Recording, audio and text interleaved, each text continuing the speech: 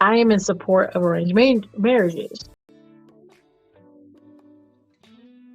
Arranged marriages have long been a way to bring couples together, and while the process can be foreign to many, Netflix's new series Indian Matchmaking is shedding light on the practice. It highlights some issues that can often be tied to the tradition, prompting a lot of conversation in the South Asian community over the show.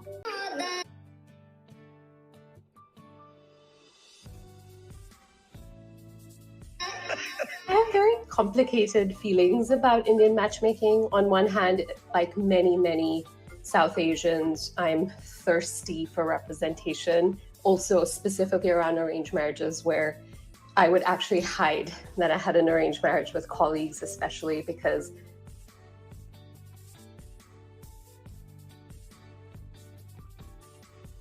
I could see that the few times I was asked and I didn't want to lie, that people would actually be like, oh my gosh, she must be so traditional, even backward in some ways. So I felt like I really needed to hide that. While the show helped to illuminate the normalcy around Rachika's marriage for an audience that largely might be unaware, she said it also magnified the pitfalls of the custom.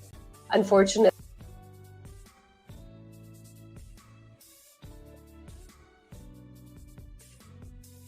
it reinforces some of the very negative parts of India today. There's colorism, there's casteism, there's a lot of emphasis on traditional, beauty. But I think it did a really good job of illuminating how the process is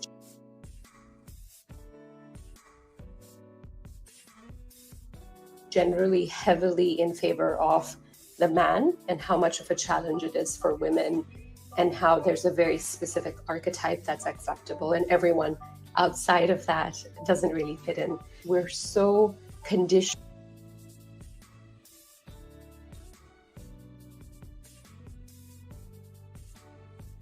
to believe certain things, and this is not only South Asian women.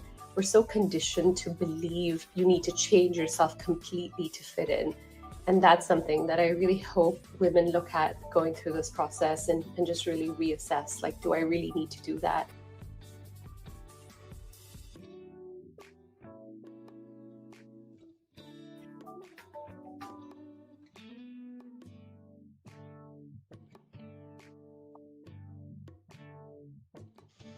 Wow.